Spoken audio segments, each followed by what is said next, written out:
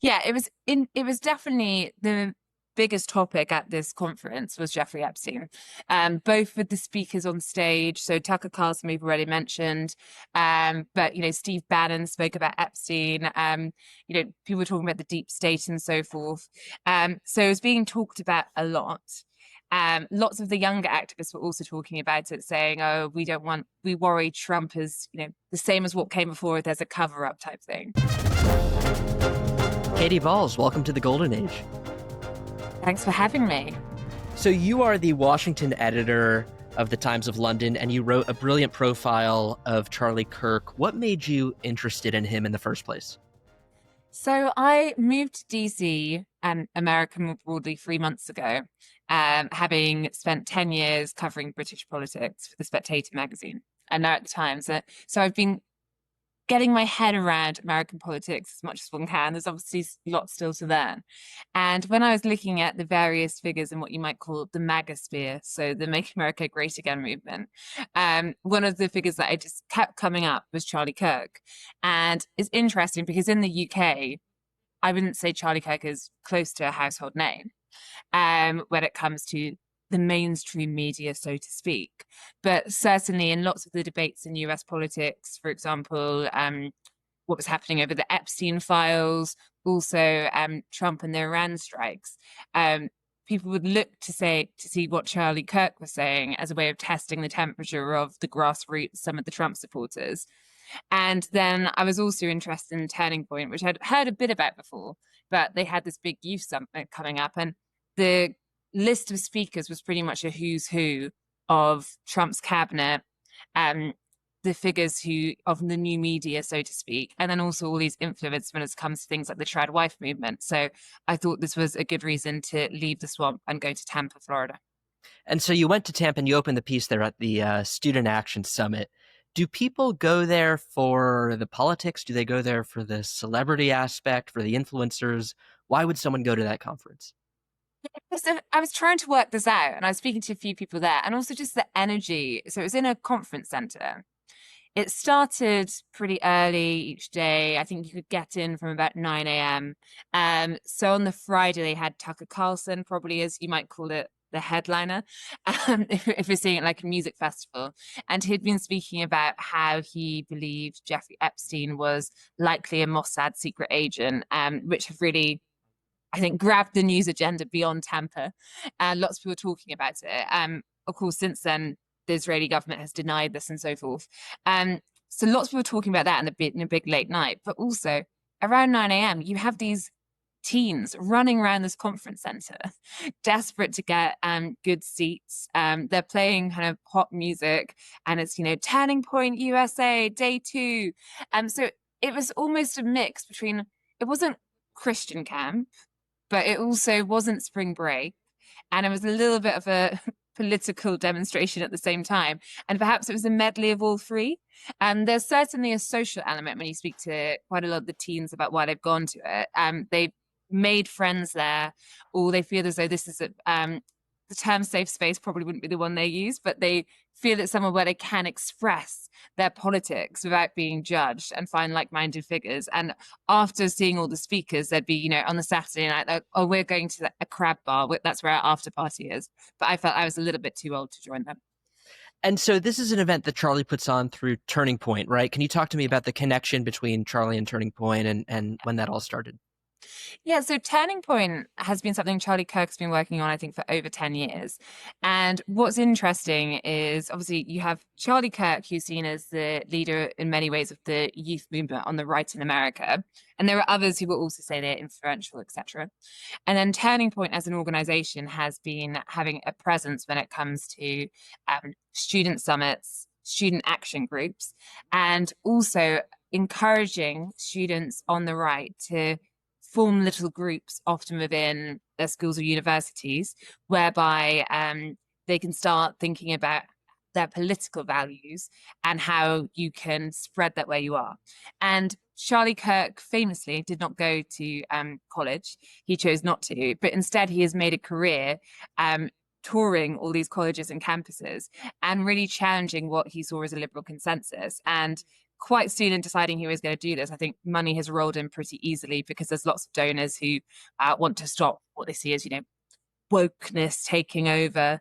But it has been quite a slow road. So Turning Point has obviously now become a really big organization. I think the valuation in terms of the money it makes is high these days. And Charlie Kirk now has millions of followers. You look at his reach, and it is, whatever one might think about what he says, whatever side you're on, you can't deny the level of reach that's coming from him.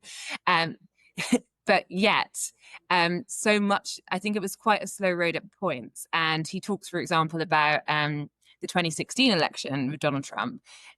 Back then, I think he was effectively Donald Trump Jr.'s bag carrier and just getting him sugar-free Red Bulls. So Turning Point existed, but it was not the force it is today. So how do you go from bag carrier for Don Jr. into one of the most influential political figures on the right? Yeah, well, and also, is he still the bag carrier in some ways? Because they still have that relationship. So, for example, when Donald Trump Jr. went to Greenland, soon after Donald Trump, his father, saying that he wanted to take Greenland and suggesting it could be done by force, it was Charlie Kirk who accompanied him. Now, perhaps I think now more as equals as you can be, but still by his side. So they still have that friendship or working relationship. And Donald Trump Jr. was speaking in Tampa. But I think the way Charlie Kirk has got this level of influence, and what I found really interesting was you had at this Tampa summit some really big names in US politics. So Tulsi Gabbard was there. You had Pete Hegseth, the defense secretary. You had Tucker Carlson. You had figures like Steve Bannon. You had, athletes, Riley Gaines. You had all these people there. And I would go around just asking all the attendees, so why are you here? And they would all say Charlie Kirk. So you had all these quite starry people, but Charlie Kirk would be their gateway in. And I say, how's that come about? And I say, well, I saw him do a Prove Me Wrong. I saw this clip, and they'd seen these clips online, and that's what's then brought them to an event where they suddenly see perhaps more, an actual politician. So I think the way he has done this is by having this digital reach, which probably goes above the heads of quite a lot of people who more focus on traditional media. Right. And one of the more interesting parts about Charlie Kirk is that he actually does wade into the arena and faces hostile audiences and engages them. And so he's not just in that right wing echo chamber, but he's actually going to these campuses and arguing with students. Can you talk to me about why that's resonated with a lot of people? Yeah. One of the things that kept coming up when I asked, the various attendees, many of them were like wearing flags or, caps, pro-life caps and so forth, why they were here. They said they liked how confident Charlie Kirk was. And they also kept saying that the word fearless came up quite a lot. And I think this speaks to your point, which is Charlie Kirk tours these liberal campuses and will sit there and, for example, one segment, Prove Me Wrong, come up with you. And he will put out the videos, but also they will spread of their own accord. And often it will be a liberal student with colorful dyed hair saying, Trump is racist. And then be like, right, well, define racism. And then it's kind of remarkable how quickly often the student will be lost for words or not have much to say back. Charlie Kirk will then often say, come on, guys, let's not boo this guy. Let's all be nice. But we'll still take about really dismantling them and then posting the clip online for lots of people to see, right? So while they're trying to do a slightly, we're not having an environment where we're all going to say this liberal person's an idiot. There's clearly a decision to have a debate and show it. And I think one of the things when you look at how these clips spread, I mean, he often is billed as, dismantling students. And one of the things we spoke about when I interviewed him in Tampa was he'd recently been in the UK at Oxford and Cambridge, so both universities at the debating societies. And, he's almost reveling in it, saying lining up. And I think the clip from Cambridge, and he said Cambridge had less good manners than Oxford. But the clip that they put up was, Charlie Kirk versus 400 students and a professor. So I think he quite likes to lean into this idea, of course, that he is the outsider going into these territories and taking on these people. There is obviously one other way of looking at it, which is he is a 31-year-old professional speaker.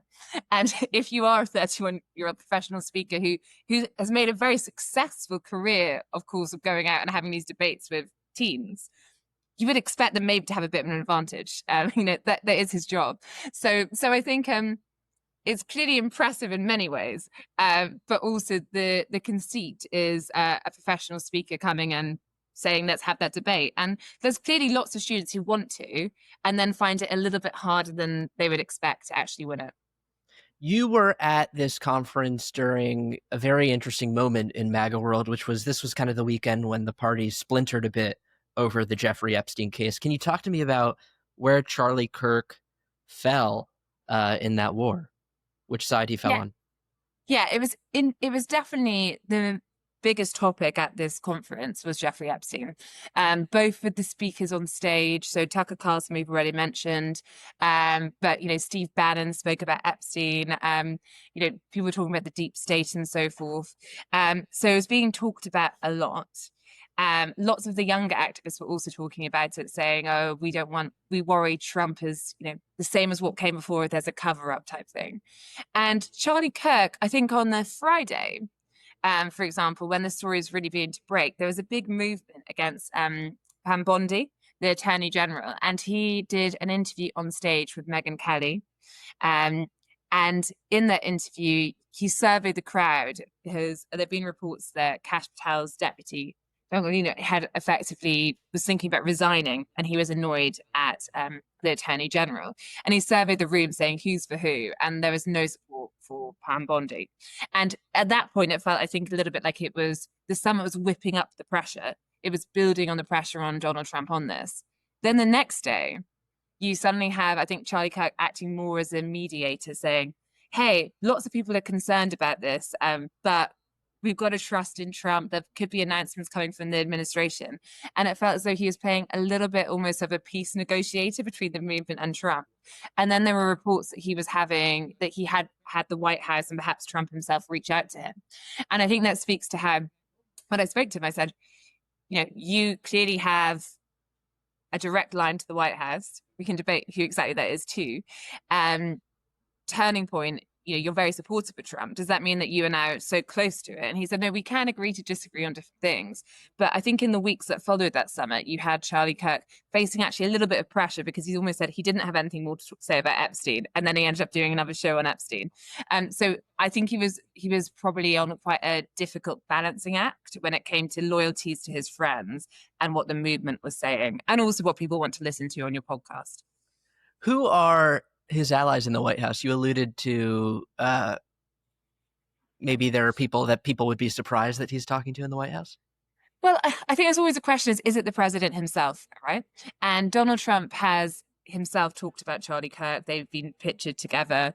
There were reports that in one of the victory parties after the result, he credited Charlie Kirk, saying after the Hispanics, the biggest move we had when it came to voter swings was actually young people, and Charlie, we owe you. Then I think but I think there's also that relationship with Donald Trump Jr., and therefore I think there's a connection with the Trump family perhaps more, and then I think you have a team of advisors from the White House who obviously are just, they have their people who are outside the White House but contest the mood, and you've seen that on things like Iran, a reach out. So I think there can be different figures, whether it is an advisor doing their job or if it is Trump directly or his son, family members. And I think with Charlie Kirk, his connections run deep enough that there's more than one person that might need to give him a call. What's Charlie's relationship with Steve Bannon like? I mean, I think if you look at the fact Steve Bannon was speaking at the event, and also then it's clearly one where there is one respect between the two. I also think when you think about some of the issues that Steve Bannon is animated on, they actually align quite well with Charlie Kirk. So, for example, both Charlie Kirk and Steve Bannon, I think, are more Israel skeptic than the White House or Donald Trump is. And I think that clearly within the sphere of the MAGA sphere, if we call it that, of these figures, there can be some rivalry. But I think Charlie Kirk is so closely aligned with the youth vote. That fits in fairly well to what Steve Bannon talks about. And when you think about the interventions on Iran, it was Charlie Kirk and Steve Bannon were both sounding alarm before Donald Trump made that decision, suggesting we don't want more forever wars and so forth, and actually collaborating to a point. and speaking with each other on the platforms that all these people have. So I think that is a fairly constructive relationship.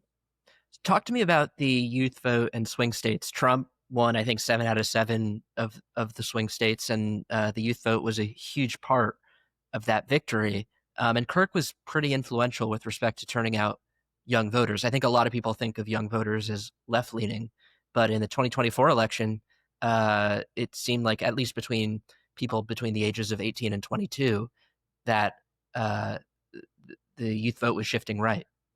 Yeah, and I think this was one of the things that actually made me want to go to Tampa and actually meet with Charlie Kirk, is because in the UK, um, the idea that the younger voters would be on the right is it's not something that normally happens. You normally do associate younger voters with being to the left. And I think in the UK, one of the reasons this is quite topical is because you have Nigel Farage and the Reform Party, and they're looking at what Trump did in 2024, where, as you say, a certain group of younger voters, 18 to 21, 22, did have a shift to the right. Now, it doesn't mean that they're most likely to vote, but they moved towards Trump in a way that there was a swing compared to previous elections. So other parties around the world are looking to see what can they learn. And that's when you get back to Charlie Kirk. And I think one of the things that Turning Point and Charlie Kirk did was they really focused on some of those swing states. And they kept going to these campuses and having these events, having these public debates. And then they would also have staff there who, after a debate, would say, "Hey, have you signed up to vote? Like, can we give you this thing to sign up so we can email you and things?" So there was an operation, not just to influence minds by having a few public events, but also to then follow it through to get to the point where the young actually turn out to vote. And one of the things Charlie Kirk said on stage was effectively, you know, the youth delivered Trump the White House, because if you look in some of those swing states, yes, Donald Trump had a very decisive victory. If you look at the fact he won, the House, Senate, etc., it's a popular vote. But in some of those swing states, it was pretty tight, and therefore you can argue that the swings in the youth vote were potentially what got Donald Trump over the line in some of these places. Right. And I think you. Charlie Kirk, oh, sorry. No, sorry, continue. Charlie Kirk also had a quote saying, this is Woodstock in reverse, suggesting this is this huge cultural moment. Now, I think it perhaps is too early to tell if it quite, how here to stay it is. And then you also, because I think a lot of this in terms of whether the young who voted right at the last election, whether they stay, there's lots of things about now the Republicans and Trump are in power. What are they delivering for young people? And you also look at Mamdani in New York. And that was one of the things that Charlie Kirk spoke about with me, which is just, people could go swing to extremes if young voters don't feel as though they're, getting housing and so forth. Though whenever I vox pop some of the young voters there to say what issue most animates you, I would say housing didn't really come up, but at the same time, these are students going to a youth summit who are about to go to university. And they were talk about things like immigration, abortion, freedom of speech. That seemed to be more what was dominating their conversations. Yeah, you wrote about Kirk's thoughts on Mamdani's win, and I thought it was interesting. He didn't necessarily come out swinging against Mamdani, but he understood why young voters, or why the New York City electorate would vote for him because of, as you said, housing and cost of living. What else did he say about where the Democratic Party is going? I think he said, I think what was interesting, to your point, is if you watch Fox News, there does seem to be a few slots every day now, which is just, Mamdani and the Democrats taking this turn, and it's very dangerous, and they're going too far to the left. Whereas Charlie Kirk, to your point, I think was a bit more understanding of how, if particularly younger voters, if you feel as though you have these wages and they're not going anywhere, if you feel there's no path for you to get into housing, you're actually going to push these voters towards someone like Mamdani. And I think also someone with personality and charisma is going to be much better to attract. And I think if you also look at Mamdani, he has used social media in a similar way, obviously, of course, that Charlie Kirk and the Turning Point movement has been using social media to reach people. And therefore, you're speaking in a language which I think is much more, this Gen Z, this new generation of voters, than some of the more traditional ones. And Donald Trump is someone who actually can speak quite well to young people because he uses all these different mediums. And I think there was almost a recognition that someone like Mamdani, you can debate their policies. But are they a little bit more dangerous, perhaps, than a more traditional Democrat who's approaching things in the way the party's approached for the past 10 years? So you wrote about how TikTok recently conducted a survey, I think, of Trump voters under 30, and they found that Kirk was actually the person that these voters most trusted. Do you think he would ever leverage that trust into a run for political office, or does he see himself as having more influence online and through Turning Point? I asked him this, and also, I mean, he's not a politician. Technically, he's not a politician. He's obviously a political figure. Right. And from my time interviewing prime ministers in the UK, chancellors, and politicians who went on to become them, politicians never give you a straight answer on whether they're going to run for office. You often have to ask it just to cover yourself, but it's, there tends to be something loose. I mean, I said to Charlie Kirk, would you ever be interested? And he said he had more flexibility. He said no, he has more reach, more flexibility, and a platform where he is now. So the suggestion was no. I suppose if you have a certain level of influence where you are, would you really want the complications that come with high office? I don't know. He's probably too young, in my view, to really know if you might feel something now. He's got many years left, hasn't he? But I do think if you're comparing him to a senator or a congressman, there is an argument you can make that Charlie Kirk has more influence in the current ecosystem than some of these people do. Now, of course, they represent huge numbers of voters, so I don't mean it in terms of delivering directly for a voter. But one of the things I mentioned in the piece, which has been remarked on by others, was when you had the Trump inauguration, I think you had the Daily Beast and others saying, hang on a minute, how does Charlie Kirk have a better seat than any kind of elected congressman, senator when it comes to this? And I think you can deduce from that perhaps that he is more important to the Trump movement and 2028 in terms of these younger voters and trying to keep the Trump youth vote alive. And that is a good place to be for him, right? So I didn't get the impression that he was planning a run at anything anytime soon. Perhaps he's having more fun and more influence where he is now. He has a ton of influence in American politics. Has he waded at all into UK politics? He did talk about UK politics with me, and in doing that, I mean, he wasn't particularly positive about the UK. He was telling me how bad my country was. I said, what did you like about the UK? Because he was recently there to speak at the two universities I mentioned, Oxford and Cambridge. And he said the weather was good. And normally if someone tells you the weather's good and they've been to Britain, you might think they're being sarcastic. But he was like, no, actually the weather was good. I was like, okay, what else? He's like, not the food. And then was talking about high levels of immigration and where the UK's gone wrong. And I think that does feed into a more general view of in Trump world about the UK. You have on one hand Donald Trump, JD Vance currently in the UK. Donald Trump's coming back for a second state visit. They have a keen interest in the UK, but they're almost like a disappointed brother, looking at the UK and saying, we think you've gone off from where you should be, and that's worrying to us because we're a country with similar values. So Charlie Kirk was very much of that view, effectively listing all the things that he thinks have gone wrong in the UK, including lockdown. He said one of the things actually which is quite interesting when it comes to parallels was he thinks one of the reasons they managed to build this youth movement in the US was actually lots of young people really took against lockdown. And it was a moment when they started to think about their individual rights, the power the state has over you. And that was something that happened from left to right, but started to actually really move voters towards them or towards Turning Point young activists.